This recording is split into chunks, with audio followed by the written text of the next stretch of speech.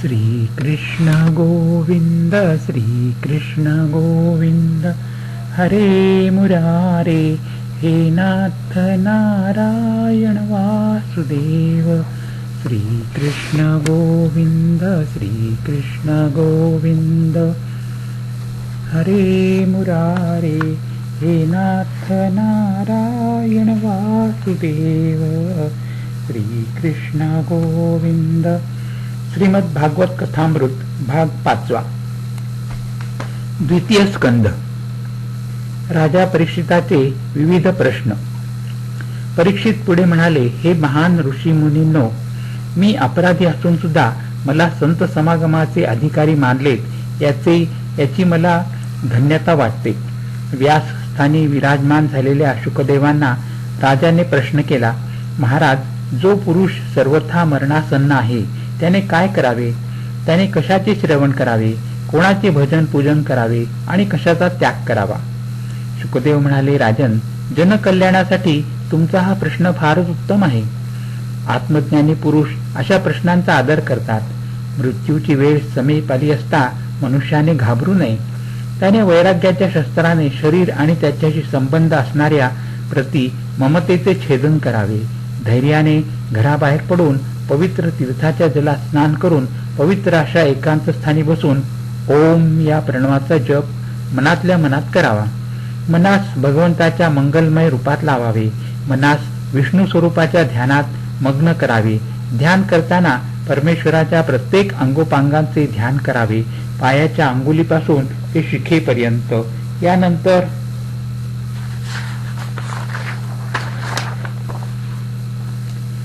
शुकदेवांनी इच्छेनुसार विभिन्न देवतांच्या उपासना आणि भगवत भक्तीच्या प्राधान्यतेचे सविस्तर वर्णन करून सांगितले. परीक्षिताने यावेळी प्रश्न केला, महाराज, भगवान आपल्या मायेने या सृष्टीची निर्मिती कशी करतात, तसेच याचे प्रतिपालन, रक्षा आणि अंती हिचा संहार कसा करतात?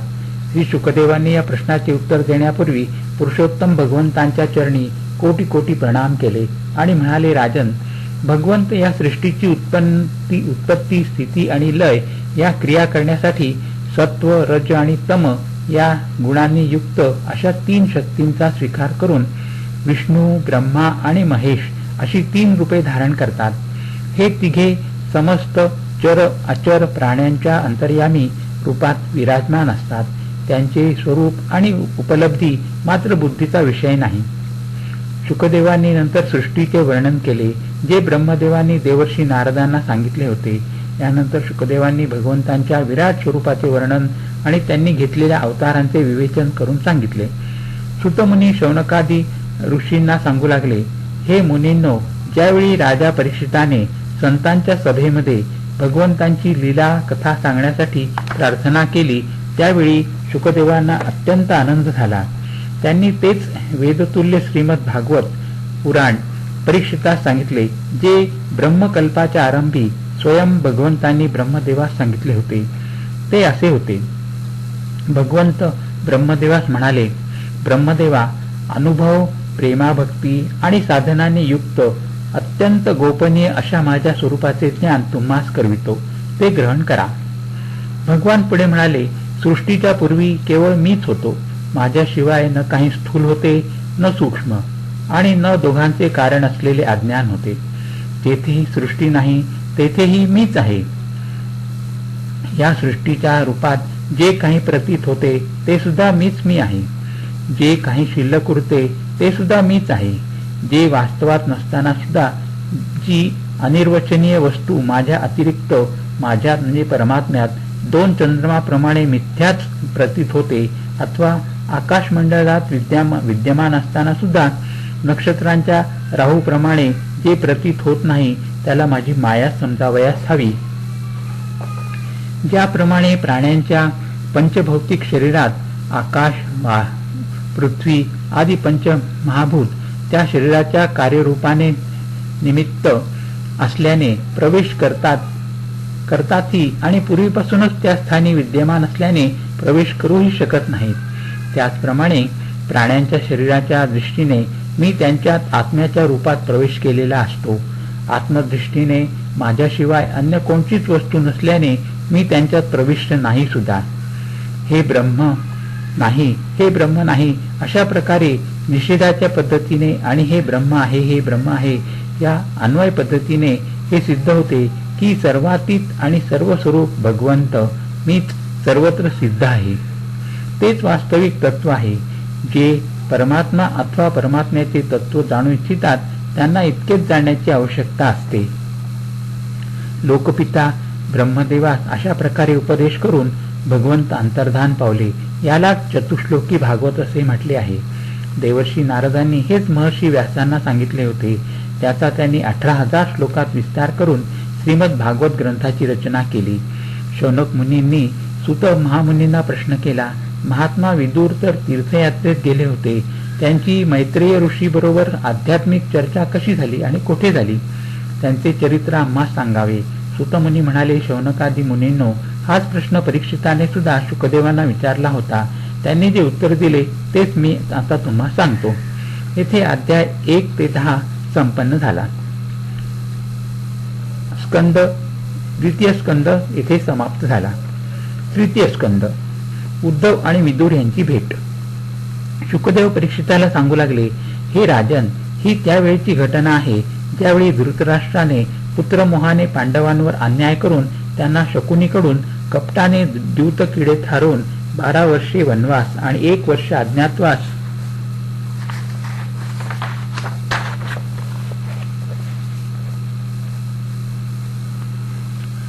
अज्ञातवासात पाठविले होते. 13 वर्षानंतर ज्यावेळी पांडवांना राज्य देण्याची वेळ आली त्यावेळी दुर्योधनाने त्यास स्पष्ट नकार दिला. त्यावेळी युद्धाशिवाय अन्य कोणताच पर्याय उरला नव्हता. भावाभावात युद्ध होऊन कुलक्षय होणार तो पाहावयास नको या उद्देशाने विदुर युद्ध प्रारंभ होण्यापूर्वीच तीर्थयात्रेस निघून गेले होते. त्यांनी अनेक तीर्थांच्या यात्रा चालत चालत केल्या. सौराष्ट्र, सौवीर, कुरुजंगल आदी प्रदेशातून फिरत फिरत ते यमुनेच्या तीरावर येऊन पोचले. या ठिकाणी त्यांची भेट श्रीकृष्णाचा परम प्रिय सखा उद्धव याच्याशी झाली. त्याला पाहताच विदुरांनी उद्धवास गाढ आलिंगन दिले. विदुरांनी श्रीकृष्ण, बलराम, वसुदेव, देवकी या सर्वांबद्दलचे कुशल मंगल विचारले. विदुरांच्या या प्रश्नांनी उद्धवाचे अंतःकरण श्रीकृष्णाच्या आठवणींनी भरून गेले. ते थोडा वेळ काहीच बोलू शकले नाहीत. त्यांच्या नेत्रातून प्रेमाचे अश्रू वाहू लागले.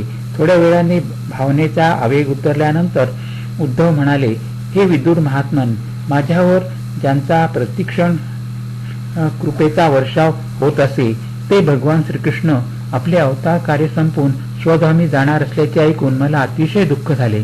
मी त्या परमपुरुषास मला त्यांच्याबरोबर नेण्याची अत्यंत कळकळीची विनंती केली होती, परंतु त्यांनी मला इथे काही काळ राहावे लागेल असे सांगितले. माझा भक्तिभाव पाहून भगवंतांनी आपल्या सत्य स्वरूपाच्या परमस्थितीचा उपदेश मला केला. अशा प्रकारे पूज्यपाद गुरु श्रीकृष्णाकडून आत्मतत्वाच्या उपलब्धीचे साधन श्रवण करून प्रभूंच्या चरणांची वंदना करून तसेच परिक्रमा करून मी येथे आलो आहे. यावेळी त्यांच्या विरहाने अत्यंत व्याकुळ झालो आहे. आता मी त्यांचे प्रिय क्षेत्र बद्रिकाश्रमात जात आहे. उद्धवाने विदुरांना भगवान श्रीकृष्णांच्या समस्त लीलांचे वर्णन अगदी कौरव पांडवांच्या युद्धापर्यंत सर्व काही सांगितले. श्रीकृष्णांच्या साह्याने पांडवांनी युद्धात कसा विजय मिळविला याचे विवरण करून सांगितले. उद्धवाचे वक्तव्य ऐकल्यावर विदुर दुःखी झाले, परंतु लवकरच स्वतःला सावरून घेत ते उद्धवास म्हणाले, उद्धवा, भगवान श्रीकृष्णाने आपल्या स्वरूपाचे जे गूढ रहस्य तुम्हाला सांगितले ते मला कृपया सांगावे. त्यावेळी उद्धव म्हणाले, महात्मन, त्यावेळी भगवंतांनी तुमची आठवण केली आणि माझ्या सोबत असलेल्या मैत्रेय ऋषींना हे ज्ञान आपणास देण्याची आज्ञा केली. भगवंतांनी आपली आठवण केल्याचे ऐकून विदुरांना धन्यता वाटली.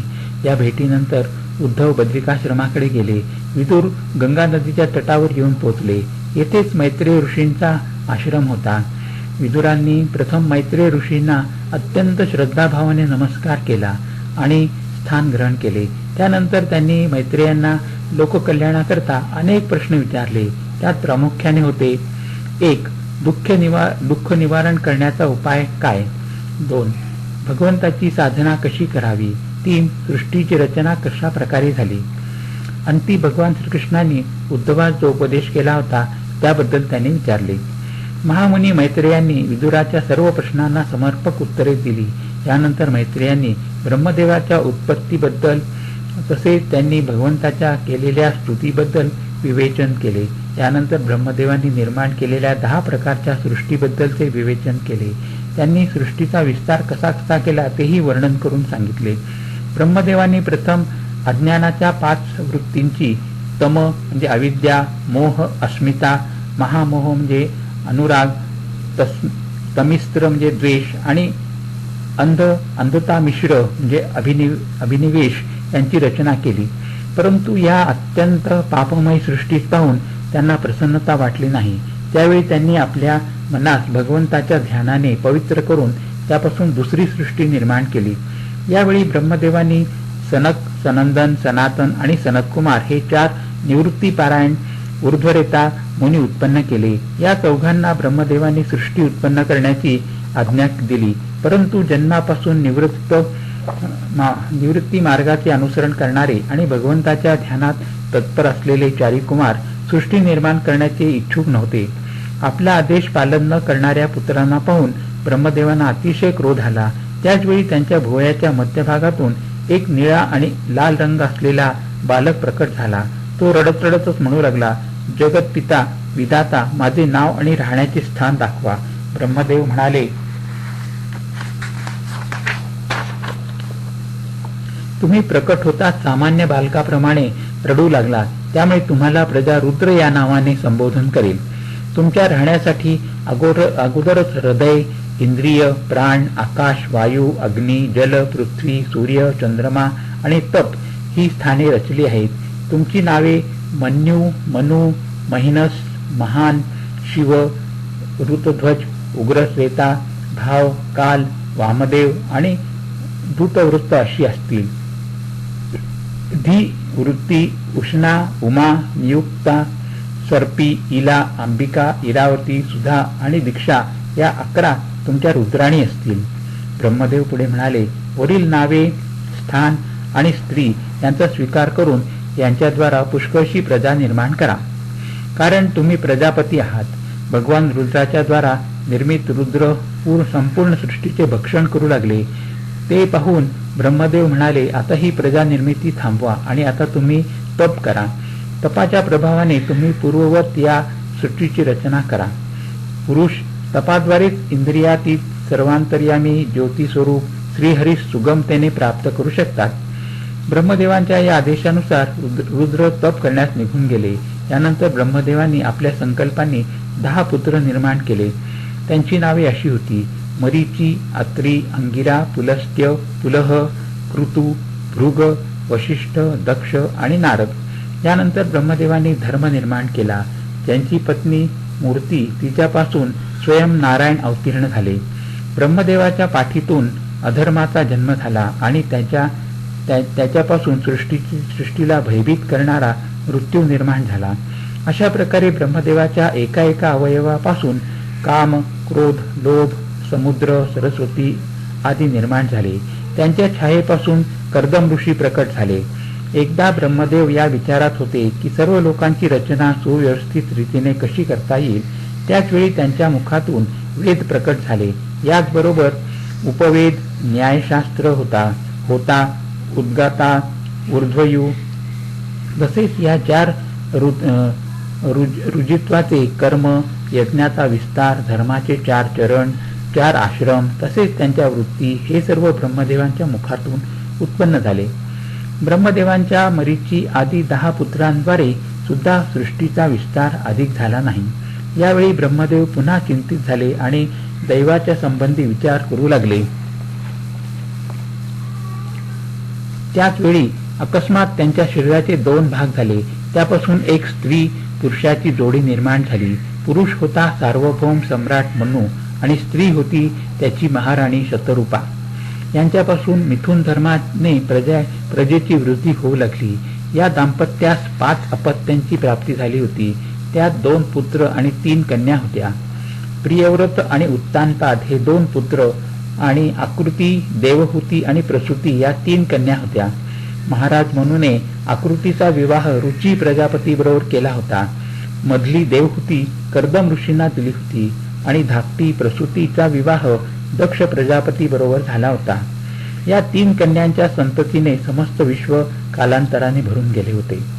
संतती प्राप्त होण्यापूर्वी मनूने ब्रह्मदेवांना विचारले, आमच्या भावी प्रजेसाठी राहण्यासाठी स्थान कोणते आहे? सर्व प्राण्यांची निवासस्थान असलेली पृथ्वी तर प्रलय जलात बुडालेली आहे.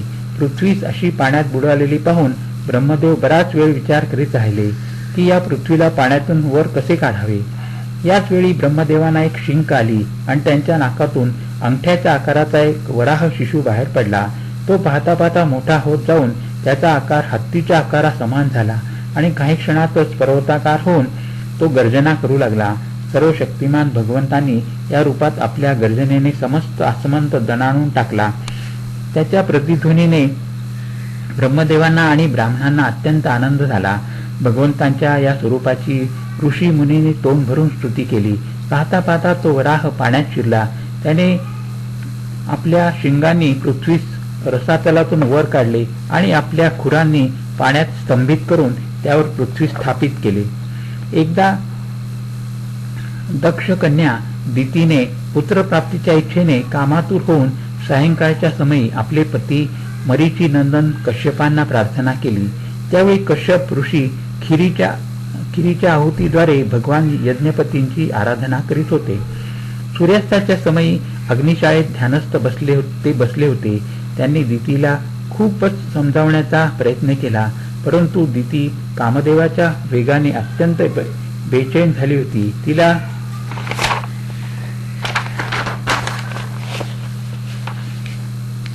कश्यपांचा उपदेश आवडला नाही. तिने सायंकाळी करू नये तेच कर्म पतीस करावयास भाग पाडले. महर्षी कश्यप नंतर स्नान संध्या आदी करून बसले असताना दिती तेथे आली. ती आपल्या कर्मावर अत्यंत लज्जित होऊन थरथर कापत होती. कश्यप म्हणाले, दिती, तू माझे म्हणणे ऐकले नाहीस आणि देवतांची सुद्धा अवहेलना केलीस. तुला अति अमंगल आणि अधम असे 2 पुत्र होतील. ते वारंवार जनतेला आणि लोकपालांना कष्ट देऊन रडवतील.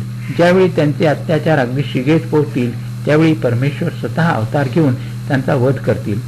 कश्यप पुढे म्हणाले, देवी, तुला आपल्या कर्माचा पश्चाताप झाला आहे आणि तुझ्या मनात भगवान शिव आणि विष्णूबद्दल अत्यंत भक्तिभाव आहे. याचे फळस्वरूप तुझ्या पुत्राच्या 4 मुलांपैकी एक भगवान विष्णूंचा परम भक्त होईल. हे ऐकल्यावर दितीस आनंद झाला. येथे अध्याय 3 ते 14 संपन्न झाले.